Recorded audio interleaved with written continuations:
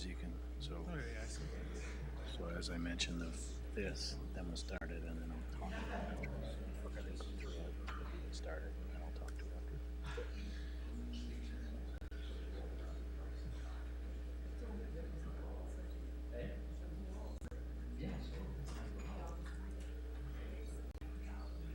Yeah, please.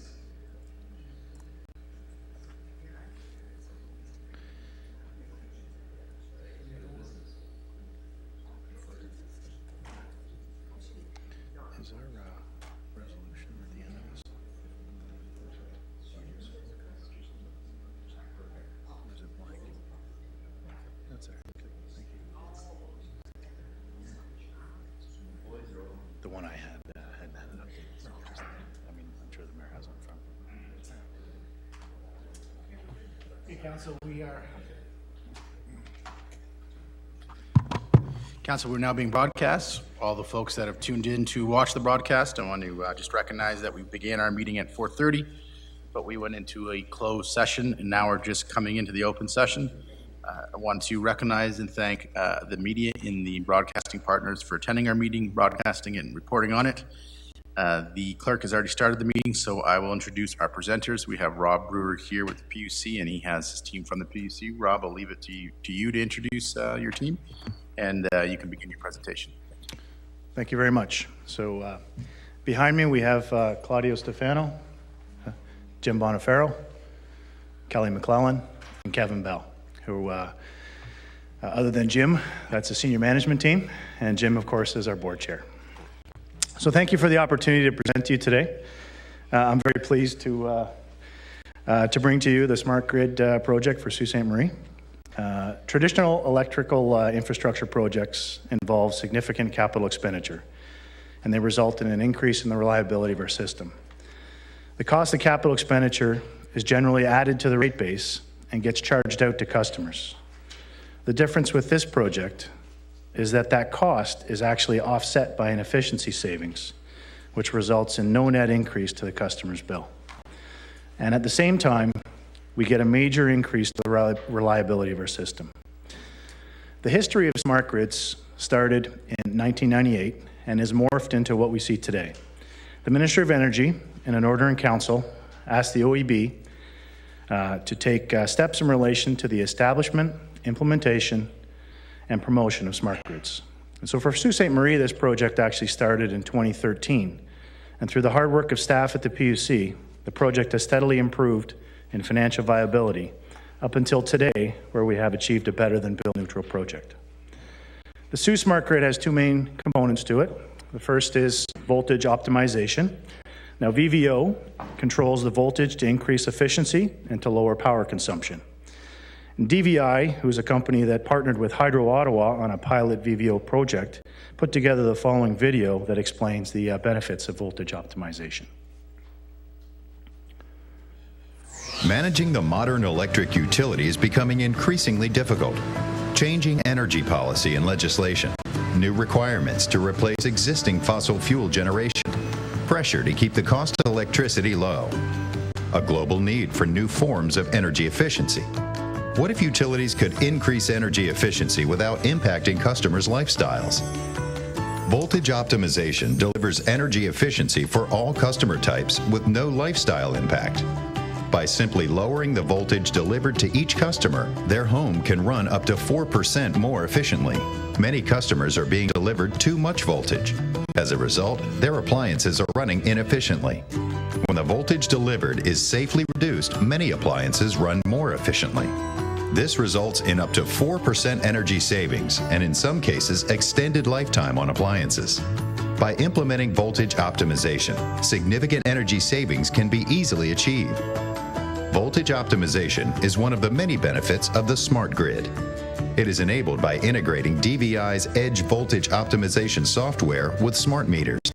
DVI's Edge software communicates with smart meters to monitor the voltage of each customer. The voltage data is sent back to the Edge software at the utility every 15 minutes. The voltage data is analyzed by the Edge software to optimize the voltage settings on the distribution system. optimized settings are sent out to the utility's load tap changers, capacitor banks, and voltage regulators to safely lower the voltage. The result is significant progress towards the utility's energy efficiency goals and a reduced electricity bill for the customer. The grid of tomorrow is ever-changing. Battery systems and electric vehicles need additional grid support. Generation is becoming more distributed and less manageable. Join the many other utilities using DVI's Edge technology to help enable their grid to handle tomorrow's challenges. DVI, enabling the grid for tomorrow.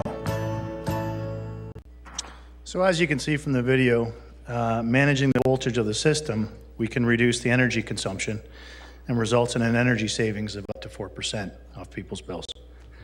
The second major component of a smart grid is the distributed automation, also referred to as DA. This component results in significant increased reliability and is sometimes referred to as a self-healing grid. Duke Energy put together a sample video that does a great job explaining distribution automation.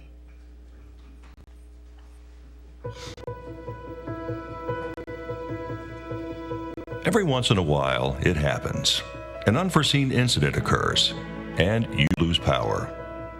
But what if there were an electrical system that automatically reconfigured itself? So when an unexpected event happened, the problem was isolated and the power stayed on in most areas. At Duke Energy, we're making this kind of self-healing system a reality. We're investing in advanced technologies that are transforming the grid into a dynamic electrical system with the ability to automatically detect, isolate, and reroute power when a problem occurs. How does a self-healing system work? Let's take a look. Welcome to Orchard City, a community probably very much like yours. It's made up of residential and business customers, some with critical power needs, such as hospitals and data centers. Orchard City's data center, school, hospital, and select homes are served by the Miller Street substation. Now, let's see what happens when something causes the power to go out. Without a self-healing system, the power line damage could mean a power outage for many of these customers. A large part of the community could go dark until Duke Energy crews were able to locate the problem and make repairs. But thanks to self-healing technology, digital smart sensors at substations and on power lines detect the problem and communicate with the control system. Switches automatically isolate the damaged section of line. The control system continually monitors the state of the grid and determines the best way to reroute power to as many customers as possible. The control system automatically reconfigures the electric grid to restore power on the undamaged section of line. In our animation, we slowed this process down so you can see the series of events. In reality, this entire self-healing process typically occurs in less than a minute.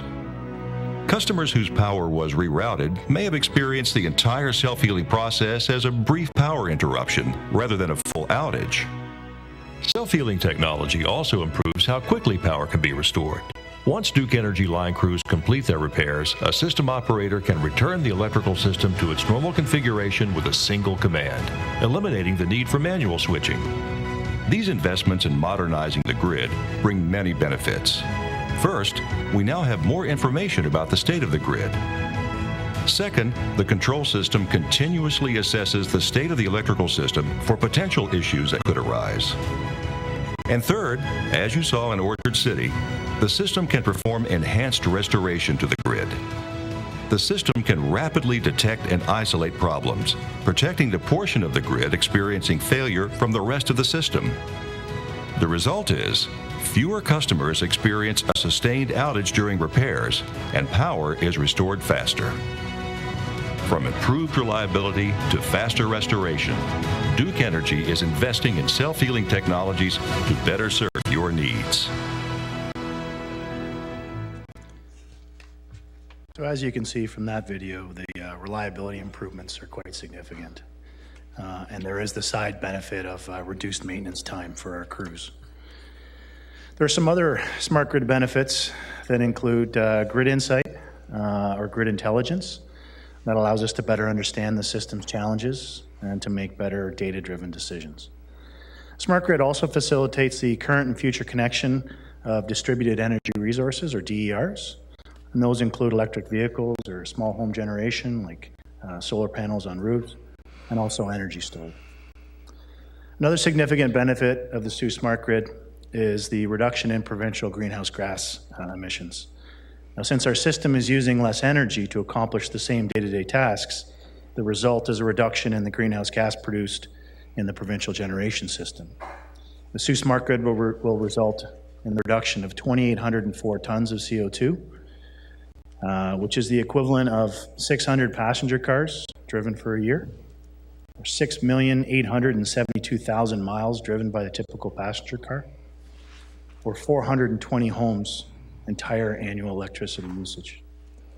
So it's a very significant benefit from managing our system more effectively. So the 2018 project does have a very significant Canadian component to it. One of the major contractors, the construction contractor, is a global contractor, but has a large Canadian arm. That Canadian arm will be the constructor for the project.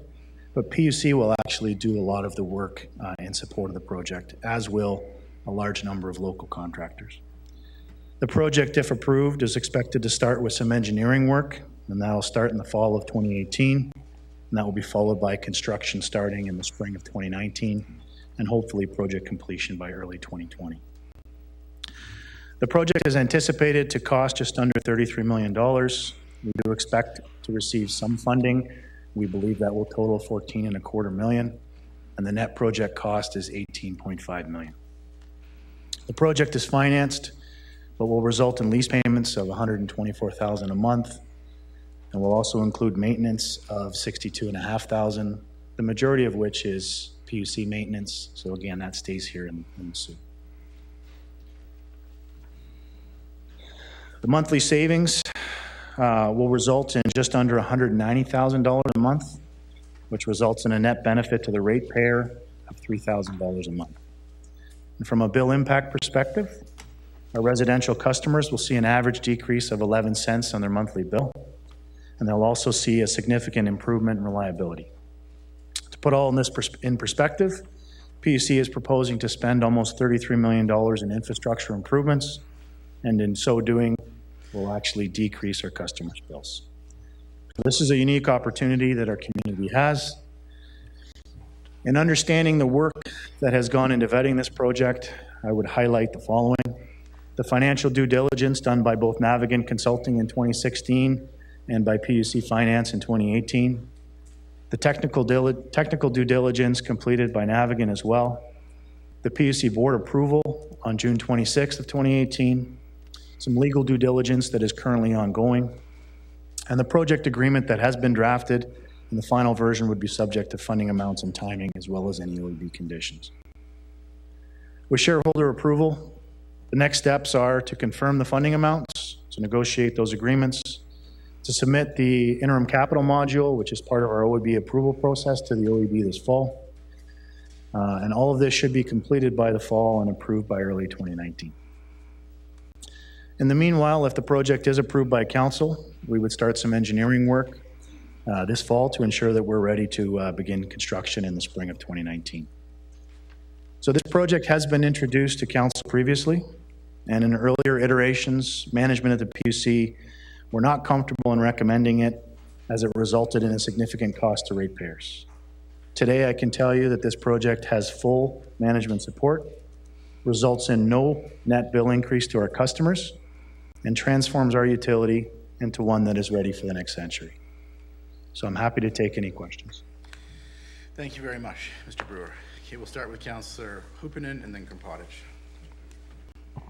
Thank you, Mr. Mayor. And thank you, Mr. Vera. That was a very interesting presentation. And I've actually done a lot of homework myself because I really wasn't too familiar what a smart grid was, but I am much more familiar now. And basically, in a nutshell, what I've concluded that it's an electricity supply network that uses digital communication technology to help deliver electricity more efficiently and reliably. My question is, with greater power comes greater responsibility, and I wonder with the ICT, the information and communication technology, there must also be some security from malicious attacks. Are you concerned about that at all? Well, I can tell you we take cybersecurity very seriously. We have a mandate, in fact, from the OEB to have a very robust system, which we do have, one that we are continually working and improving on. But this particular information that's being transferred won't include private information, so we're very fortunate in that respect. The private information that does come out of the smart meters goes into a provincial database, so it's controlled by provincial cybersecurity. This is going to include things like the voltage at the house, so as it enters, what the voltage is when it hits the meter, but nothing that would be personally identifiable, nothing that would compromise an individual. So while we do take cybersecurity very, very seriously, this is one where we're very fortunate it doesn't include private data. Okay, that's good. It just came up a few times when I was reading today. Can you also just, there's smart meters and smart grids. I know that smart grids consist of smart meters, but can you just try to connect the two for me, please? Sure. So at your homes, there's a meter that was upgraded a number of years ago to be a communication center as well as a meter. So it communicates back and forth currently to the provincial smart grid database, and it sends data on things like how much power you've used that month and when you've used it, so what time of the day. And that provincial database then sends that information that relates to PUC customers to us and helps us with our billing process. So that's what the smart meter does. The smart meter has additional potential other than just that. So because it's a communications avenue, we can also have it communicate to other infrastructure and to allow us to do more effective managing of our system. So the smart grid is we put intelligence throughout the system, and we put both switches, so intelligent switches that can open and close, that's how we self-heal, but also that allow us to manage the voltage, so they're called voltage regulators. So we use the data that comes out of those smart meters, and we run them through some complicated software, and it comes out and allows us to optimize that system so that it's the most effective and the most reliable. So, does that answer the question? Yes. I liked your definition, though, by the way, so the definition was a good one. Okay, good, thank you. I hate to be the devil's advocate here, but are there any cons that we should be looking at? There's lots of pros, I see, but are there any cons? You know, I've been looking at that since I started about 6.5 months ago, and I haven't found any yet. So if I do, I'll let you know. Thank you, that's all, thank you. I think it's worth adding, Rob, to that this has been something that we've been working on we're getting close to 4 years now. And the PUC board and the PUC management for a period of time decided not to move ahead with the project in its previous iteration. So I think what you're seeing now is the board and the management having worked a lot of the cons out of the project. So this comes after 4 years, and Rob's been there for 6 months and has been working hard at bringing the project to the current stage it is now. So Councillor Kropotich. Thank you, Mayor Provenzano, and I find the presentation excellent, and also want to compliment you and your board for some great work you've been doing. The investment in smart grid, I guess my question is in regards to our major employers and other businesses, would their cost, electrical usage and costs be expected to also be reduced as well? So the businesses that rely on the distribution system from PUC, so for instance, SR is directly connected to the transmission grid, so it isn't serviced by PUC. So it wouldn't. Algoma. I'm sorry. Algoma. You are correct, thank you. So Algoma Steel is directly connected to the transmission system and not to the local distribution grid. So as a result, it wouldn't have the system, so it would have no impact whatsoever. With respect to other businesses in town that are connected to us, then they would see either a bill neutral or a small bill savings.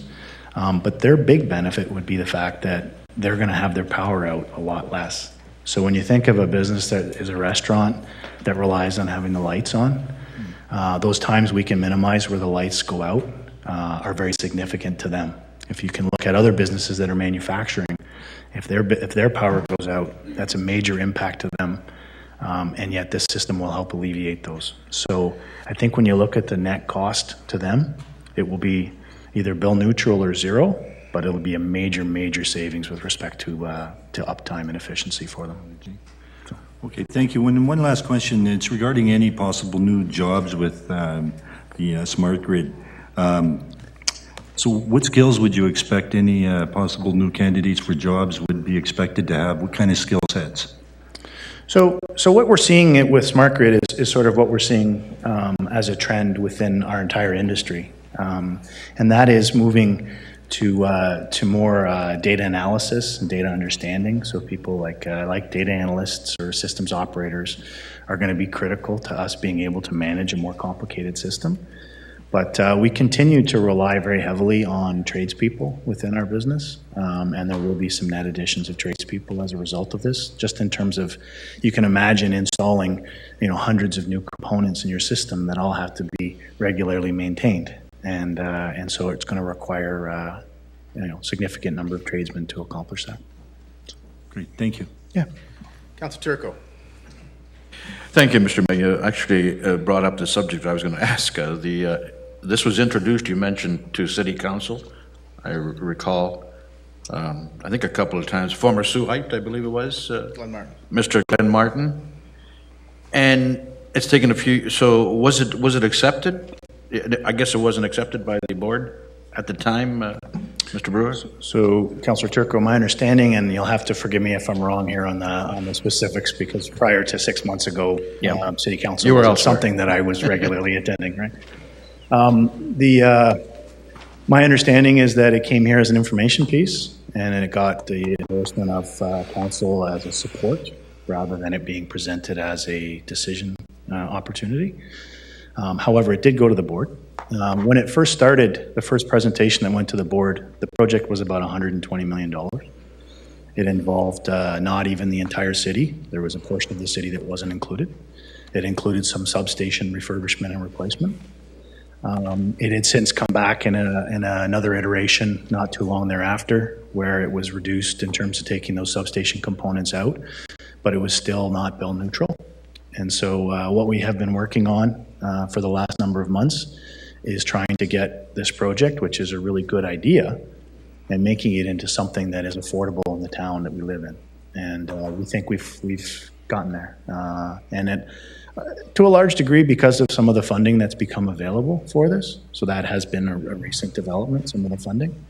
And I think we've held the project developers' feet to the fire in terms of costs. So I think just a quick follow-up. That's the number one concern that we've had, not only locally but provincially. I heard from my colleagues, is the cost of electricity. It's on the top 10 list. Most asked questions around the province, the cost of electricity.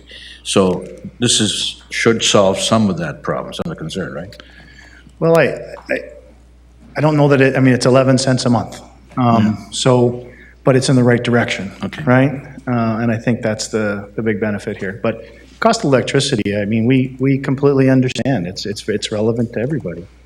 The thing I think that's important to understand is that the PUC controls about 25% of that. So the majority of it is simply the cost of power that comes through the province and the transmission system and all the rest of it. So we're doing everything we can to control the portion that we can govern over. Okay, and one more question, Mr. Mayor, please. Is this the first city that's going to accept this project? So there's been a number of pilot projects done with respect to smart grids. There's been local areas that have been done within cities. This is the first city where it's being done community-wide. And that harkens back to what I was mentioning earlier in my presentation with respect to the traditional infrastructure being done over a 10 to 15 year cycle, where we do 1/10 a year or 1/15 a year, and some people benefit and some people don't until the end of the project. The value of this one to us is that it's all being done at the same time, so everybody will benefit from it, and we think that's the right way to do it. Thank you, Mr. Mayor. Okay, Councilor Christian. Sorry, Councilor Myers. I think Thank you, Mr. Mayor. My question is actually to staff, and it came from a resident, but I would like to make the comment first and acknowledge Mr. Brewer and the work that's been done by you and others long before you in the prior to 6 months, and to the folks gathered up here. Just thank you. This is so exciting and very proactive and progressive, so it speaks well for us and our community, so thank you. The question that was given to me by a resident, it was great. This is a $32 million project, and supposedly it's not costing me anything as a customer. This is the resident speaking. However, is the city going to then go ahead and raise the taxes to help pay for this project? So through you, Mr. Mayor, to our CFO, treasurer, is there anything in our upcoming budget, or to our CAO, I should say, apologize, that's going to be dedicated out of the city levy towards this project? Through you, Mr. Mayor, to Councillor Myers, no. This is again at the cost of the project delivered, and it's in a contract agreement as per the report that's on your council agenda tonight from the city staff that has been done through that project agreement. There was not any city contribution for this technical component of the project. Well, as I mentioned to the resident, I won't be here to set your taxes next year. However, I'll do my best to make sure that there isn't. Thank you. Yeah, that doesn't factor into any part of this program. No. Okay, so Councillor Bruni. Thank you, Mr. Mayor, and thank you, Mr. Rowe, for your presentation. Regarding the 2018 project, the time frame, so it would if this is approved, it would start this fall, the engineering work. Some of the engineering work. Some of it, and then the construction starts early spring of 2019. It says here completion date is 2020. So what are we looking at, about a year and a half? Well, from construction on, it's probably less than a year, but there's a significant amount of engineering work required to between now and the spring. We don't want to endeavor to do too much engineering work prior to getting all of the approvals in place. So that's what's really driving the timing. Okay, and on your monthly costs and your monthly costs, monthly benefits, there's about a $3,000 difference. Should we be worried that will the monthly costs surpass the benefits, the 189? No, we've been really conservative with respect to the benefits, and we've been pretty hard on the costs. So we've tried to validate every cost we could to come to the right number, and we've been quite conservative with respect to the benefits. So we think the benefits probably will exceed that, but we were comfortable coming to you with that today. Okay, thank you. Thanks. Councillor Fada. Mr. Mayor, can you maybe just give us some information regarding the large American component, and just give us an idea of what is American and what is Canadian in terms of the involvement in this project? So the engineering work, the construction work, all of the jobs, it's all Canadian. The financing component is coming from a U.S. investment fund. Project developer, who's a former Sault, who probably preferred southern winters to Sault Ste. Marie winters, currently lives in California, but he's from here originally. Did his involvement play a large role in it being that much of an American component? I mean, is his involvement making it such that it has this involvement from the U.S. side? Yeah, I don't know what you're getting at. I guess what I'm saying is that many people would say, well, why isn't there more of a Canadian component? Is more because of the expertise that they bring to the table? So one of the things you find out in this industry is that things like components, things like various pieces of expertise there's a high degree of specificity to them. So we might deal with Siemens, who's German, or we might deal with various transformer components that are built in Canada or the UK or in the United States. But with respect to this particular project, it's almost all Canadian. The constructor is Canadian. The jobs are Canadian. They're going to be local. PUC, in fact, is going to do a lot of the work. The extent of the U.S. involvement is with respect to the developer. It's an individual. And with respect to the financing piece. So I don't think there's a whole lot of U.S. involvement, in fairness. Mr. Mayor, In terms of this being the first city that it is being tackled citywide, is that also going to be something that will involve cost savings rather than approaching it piecemeal? Would you say that that's going to be cost saving? No, you know what, it does. And in fact, it's also the two components. So we talked a little bit about voltage optimization, we talked about distribution automation. The combination of those two creates efficiencies, as well as the scale creating some efficiencies. So certainly that's the case. In this project that we can go at it citywide rather than being cautious. So everything that's being done has been done elsewhere many times. The difference here is that we're going to do it for the whole community, and that we're going to end up using two components to it rather than just using one or the other. We think that's the right way to do it. In terms of the that other potential funding of 2.5 million on the chart, that the 2018. I don't believe there's 2.5 million on the chart. No, well, I was referring to the other potential funding, I guess. I guess any other potential funding, if there were other potential fundings, would that come off the project that it will cost? Fair enough. So there is a number of other potential funding avenues that we are certainly exploring. And there are a number of other savings that we think we can achieve. However, in being conservative, we've listed the funding that we think we will be at. Okay. In terms of the voltage that you're saying will be reduced, is there a chance that someone could be receiving less voltage to their home than they actually require? No. That's the beauty of the system, is that we're going to have hundreds of voltage regulators across the city that are going to ensure that the person gets a very correct amount of voltage for their system. So it's actually going to be better than it is today because the band is significantly narrowed in terms of voltage. Just in reference to the self-healing, the term self-healing, it seems like it might give some people kind of a nervous feeling that it's something that could go wrong. Yeah. Like we had a really bad outage there several years ago, and caused a lot of problems. And should we have confidence in this terminology that's being used? I mean, in terms of the way it actually comes out, is it a feeling? People should have a feeling of confidence that it will in fact self-heal and it will rectify any issues in a short amount of time. And so the term self-healing. So just for clarity purposes, it doesn't mean that there won't remain an outage. So if the tree falls on a line somewhere, then that particular spot, there's a problem. But what currently happens is the whole area goes out.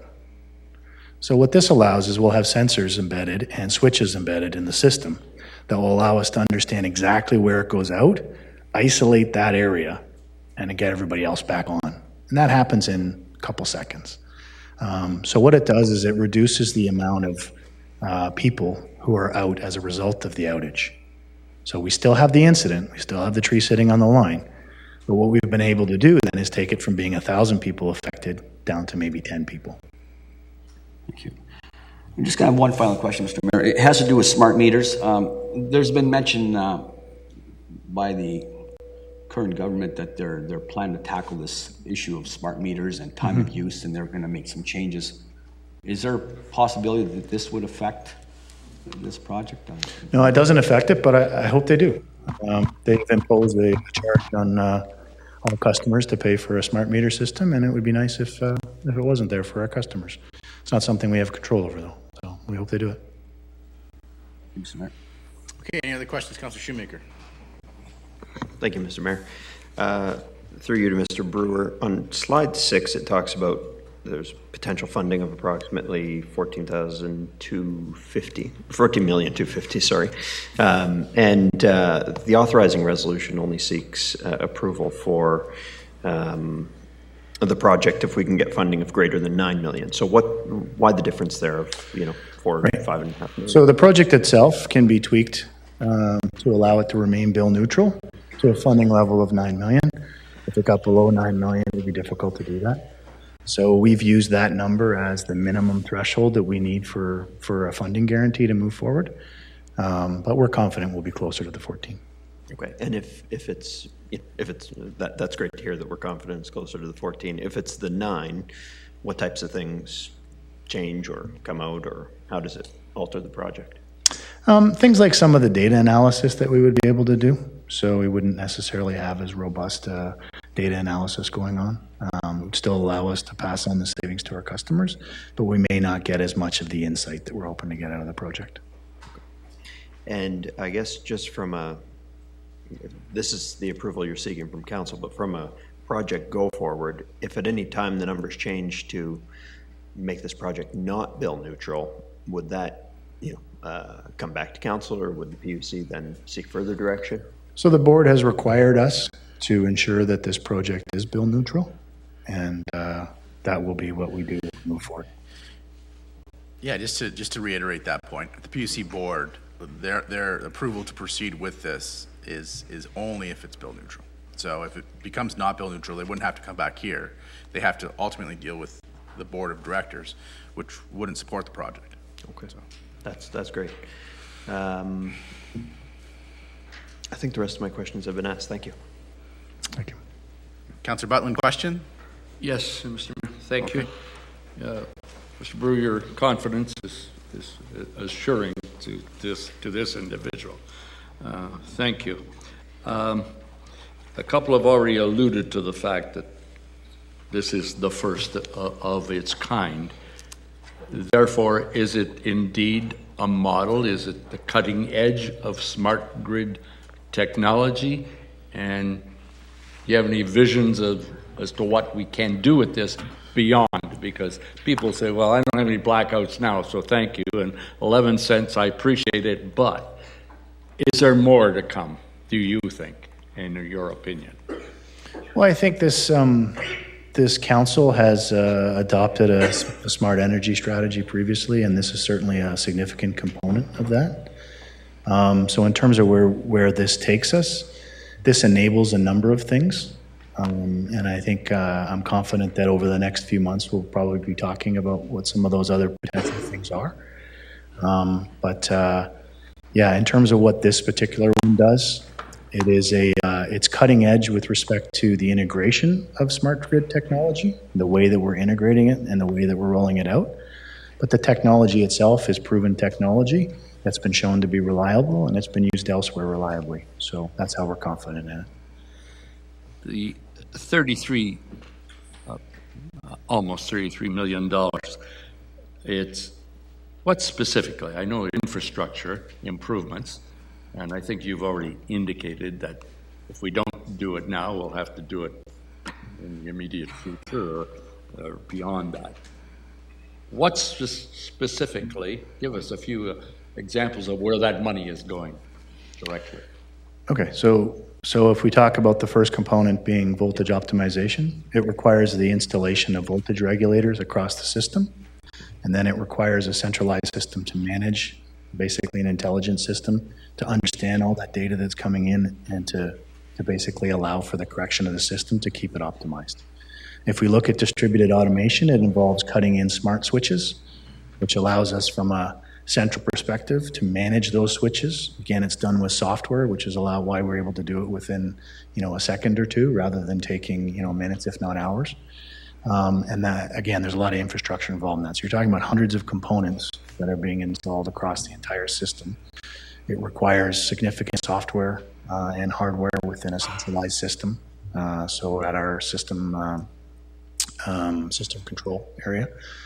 And it will involve some additional personnel that manage those things. What we have put in place, be it solar or wind or energy storage, and the rumor is out there's another energy storage facility in the works. Is that why there's an attraction for Sault Ste. Marie to be the first city?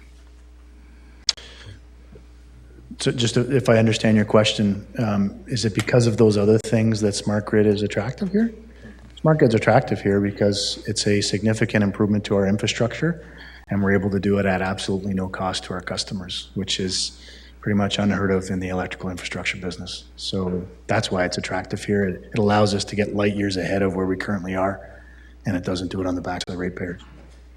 An add-on, could any other city in Ontario say the same thing, though. They could if they did it. Good answer. Thank you.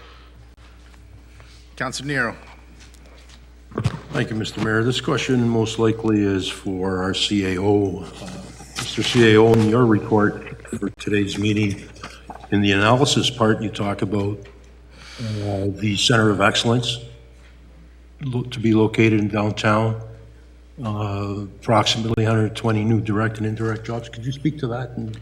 Certainly, through you, Mr. Mayor, to Councillor Nero. As Council saw when they were acting as shareholder previously, and in terms of also as Council, on November 20th, there was a report that was brought forward that indicated that if this is approved, this is just a technical aspect of the project. If this project goes forward, then there will be other steps that might be possible, including the creation of an energy services corporation and possibly a center of excellence. So some of the benefits that are from a socio-economic standpoint that would bridge from this being the first of a couple of steps that have to be taken, could include somewhere in the order of $250,000 a year in tax being realized, increased tax being realized. It would be somewhere in the order of $9 million in terms of construction jobs additional that would be available.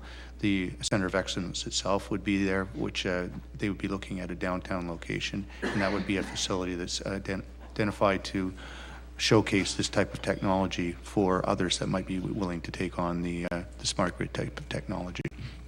This would follow the smart grid project once completed? Is that what I'm understanding? The first step was just looking at the operational technical aspects, and so that was what PUC staff has been primarily doing. I mean, again, ourselves as a city, we've been involved in that under non-disclosure agreements, working with them, and we were part of the Navigant material that was reviewed. But that's really a PUC thing from the technical side, and we left it to them to say, does this thing make sense from a business point of view in terms of the pro forma that was undertaken. The next steps, if it is that we now go forward, if council shareholder says yes today, then there will be some next steps that we envision will be coming out of this, and that includes the Energy Services Corporation model that's been discussed previously and the Center of Excellence opportunity that's been discussed in a higher level, but would be more crystallized if once this project goes forward. And just so I'm clear, the data that would flow from this project, from all the transmitters and things like that, they're going to the present PUC data storage building, or are we talking about this Center of Excellence capturing that? Is this in the PUC building that this is going back to? Through you, Mr. Mayor, to Councillor Nero, when we talk in Center of Excellence, it's more to showcase the technology itself. So it's looking at different types of material that the proponent would be able to then say to other areas, this is where you can come. It would also attract people to come in and do it. In terms of the actual model, I turn it to Mr. Brewer to explain what happened with the actual data. I presume it would be a facility that would be within the PUC infrastructure. Yeah, correct. So in order to manage it, we would need to have the data at our source, and it would. We aren't proposing to do that as part of the setting. So one further question, Mr. Mayor. Mr. Brewer, some time ago I sat on the PUC board, and at that time the PUC was still in the process of completing loops in the grid, and basically manually, if there were power outages in areas, we were able to redirect power from another part of the grid. Yeah. Those loops, I would take it, are now completed so that this could work there, or is that part of the 32 million to complete that work as well? Yeah, so I don't believe that the installation of loops is part of this. I mean, certainly the replacement of some infrastructure if we needed higher poles or that sort of thing to accommodate, that's included. The loops have been done for the most part, but there still remains some radial feeds. And that's not unusual for a system. Usually when you get off to the periphery, it's generally a radial feed. What this system allows us to do, though, is, as I mentioned, is to isolate where the issue is and liven it back from there. If it's a loop, it allows us to obviously get both sides. If it's a radial feed, then it allows us to get the electrified side. But if those loops, if I understand this correctly, if the loops aren't complete, you can't redirect power to that area. No, but as an example, if you've got a 1 mile radial feed and at the end of the radial feed, there's a tree that falls on the line, the whole radial feed goes down. because that goes back to the switch. So it would allow us to liven up, if it's a mile, maybe 900 or 90% of it. Okay, thank you. Yeah. Any other questions, council? Okay, so we'll take some comments, and then we could, I'll ask you for an indication of your support so I can vote to share, but we'll just, if anybody has any comments before we get to that, I'm going to start with Councillor Christian. Thank you, Mr. Mayor. I could tell you personally that I've been part of the project now for several years. This project has evolved. Mr. Brewer and the mayor pointed out that this project has evolved.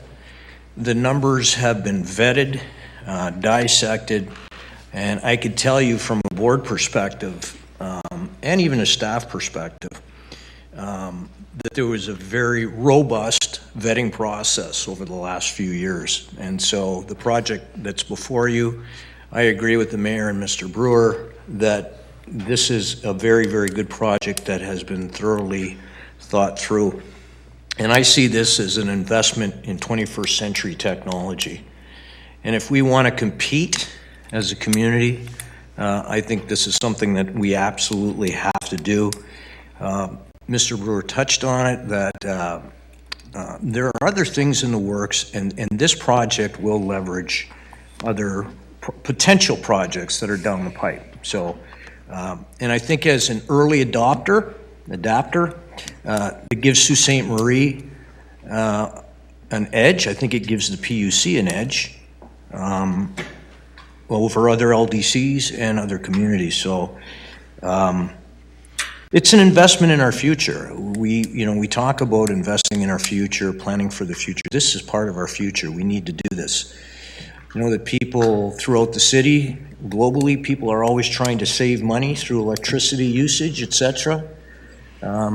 Energy efficiency and conservation is the name of the game now, and I'm just wondering where the government's going to lead us in this area, and I think this is in our best interest, the PUC's best interest, to pursue this, and I think it does put us ahead of the pack. I think that other communities will likely follow, but there's definitely an advantage in being the first one out.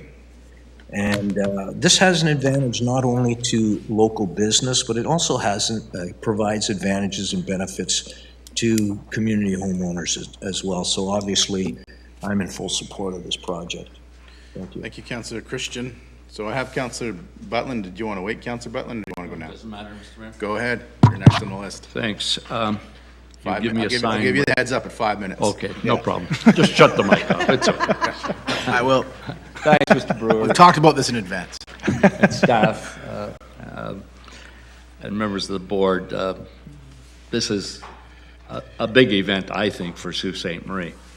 The time, some people question why now? Well, I've got a resolution here dated March the 5th, 2012. We supported an application to the Smart Grid Fund. So it's been at that, and 2015, Sue could be the first to turn on to the Smart Grid. So it's been not just 3 or 4 years, it's been longer than that. So it's been a long time coming. Mention of Glenn Martin living in the United States. His parents are from Sault Ste. Marie still, and he's as much in Sault Ste. Marie as he is in Los Angeles. And we always ask him, why here? He said, I want Sault Ste. Marie to be the first. So he is to be recognized. I wish he was here this evening, but he'll have further opportunities, I'm sure. The transmission of energy this way, there's a loss as it transmits down the lines, and we are not building out anymore. We should be building in. We produce it, we store it, we distribute it, and Sault Ste. Marie really is the cutting edge. It allows us to integrate also what we have in place now, and hopefully more things will come. The environment has been mentioned, and it's not my line, but this brings the internet to our electrical system. We are the first, and it is always important to be first. let's show who we are, what we've done. Let's not be the city that could, but the city that did. If we're talking about diversification, this is a tremendous opportunity. Not often does it come. A $33 million project, and we're saying at basically no cost. Maybe the Center of Excellence will require that the city come forward with the private developer and the PUC. But that'll be our showcase. People will come to see what Sault Ste. Marie has done. I just say, we're poised to change our situation. We are Steel City. We're a proud Steel City. And we will be a proud Steel City in a year from now and 5 years from now. This is our opportunity to talk about diversification. Not many of these come along, not of this magnitude. To do anything but to support this, I think, would be irresponsible. Thank you. You did it with a minute to spare, Councillor Butler. You did it with a minute to spare. Nope. We got Councillor Shoemaker. Thank you, Mr. Mayor. My comments somewhat echo Councillor Christian's comments. I was on the PUC board for the first half of this council term, and I was there when the PUC board rejected the Smart Grid project because it didn't, directly benefit the corporation enough. So I'm glad to see that it's been reinvented. I know at that time a subcommittee, I think, was struck of the PUC board to work with city staff to look at the options to see if there could be more of a community benefit. And lo and behold, it's come back with in fact, only a corporate benefit, and there's still community benefits that are to be tallied. So I think that the work that's been done over, Councillor Butler notes probably more like 6 or 7 years, but certainly over the last 2 years since this project was turned down at the PUC board, seem to have really got the project to a place where it's going to directly benefit the PUC, and there's potential that it's going to create even more benefits for the community. So great to see that it's happening and that we're moving forward with this in this way to maximize the benefits in all respects. So very happy to support this. Councillor Myers. Thank you, Mr. Mayor. While I was listening to the presentation tonight, I was reminded of, I guess I'm starting to get into the wind down mode of the work of this council, certainly under your leadership, Mr. Mayor. And I couldn't help but pull up the Future Sault Ste. Marie document. A common cause and a new direction. And the second or third slide in says, how are we going to get there? And then it speaks to a smarter approach. And you look at the 4 pillars. The first one's economic growth and diversity. Well, there's no question that the project that we've heard about tonight, a $32 million project, leads to economic growth and diversity. And the last pillar, the 4th pillar, is environmental sustainability. We heard in detail tonight about the benefits of this project in many aspects, and including environmental benefits, reduction of emissions, and so on. So I guess as I said, I'm starting in a wind down mode, and I step back, and I want to really encourage council and the citizens of Sault Ste. Marie who are listening, and certainly this one of our lead economic pillars in the community, the PUC, to remember the higher goal here in our community. And we are talking about a future Sault Ste. Marie. And this, to me, is so exciting because it speaks so much about the future and how the future is going to look differently and how it's going to be shaped differently. And this council has had a lot to do with guiding that, and certainly, Mr. Mayor, into your direction, and I appreciate that. And certainly Councillor Butland, who has brought this vision forward, I think, ever since I've known him, since I came back here in 1989.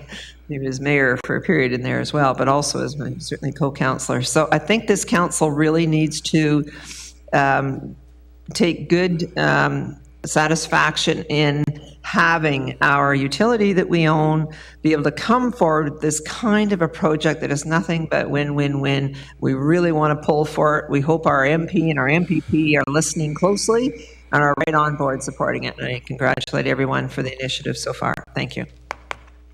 Any other comments, Council? So I have a few myself, and I will promise you, Councillor Butland, I will be briefer than you are out of respect for your efforts on this project. This has, I want to be pointed that I'm really proud of this piece of work and the number of people that came together to do it. I want to recognize the PUC board, who is a very strong board, and participating in it, I watched it consciously and constantly safeguard the interests of the community and really pushing this project. I want to recognize the PUC management, all of the management team here today, for how hard they worked to bring the project to where it is. And I want to recognize Councillor Butland, because it was something that he never let go. And he came to see me quite frequently about it, and I quite frequently assured him that we were working on it, and that it was a big project, and we had to make sure we did our diligence. I want to assure the community that we did our due diligence. We don't have a significant number of levers here at our municipal council, but we do own our utility. And over at the utility, we've decided that we want to become one of the most progressive, forward-looking utilities in the province of Ontario, if not the country. And I think that the utility is one of the tools in our tool chest that we can use to improve our community. We can use the utility to promote innovation. We can use the utility to become more effective and efficient. And we can use the utility to make it more attractive for people to do business here. And we've worked hard to try and keep our water rates lower, or as low as we can, and we've worked hard on our distribution rates. But we have an old infrastructure. And this is a tremendous project to really leap ahead. And in this community, we've seen, we were the first, we had the huge solar facility. But we didn't have any real interest in that, but it happened here. And then we had like the largest wind facility, and we didn't have any interest in that, but it happened here. And then we had the largest battery storage project until someone else hooked up a bigger battery. So those days are over. We are going to, if this moves forward and if we get the funding we're looking for, have the first and the largest smart grid. And that will be something that we own as a community. And I agree with Councillor Myers and Councillor Butland. This is an opportunity to jump forward, and it's an opportunity to become the community that we want to be, and to grow and to prosper in a different way. So I really applaud everybody who's come together to work on this.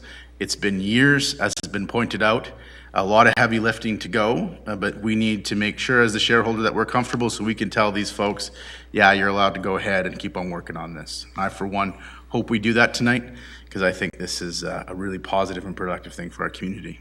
So before I vote the share, I'd like to see an indication from you that you're comfortable with me voting the share in favor of the project. I'm going to have the clerk read the motion, and after he reads the motion, if you support the motion, I'd like you to just show me with your hand, and then I'll make sure I'm voting the share, not in accord with my own opinion, because if I was voting in accord with my own opinion, we would have voted already, but in accord with the will of council at large.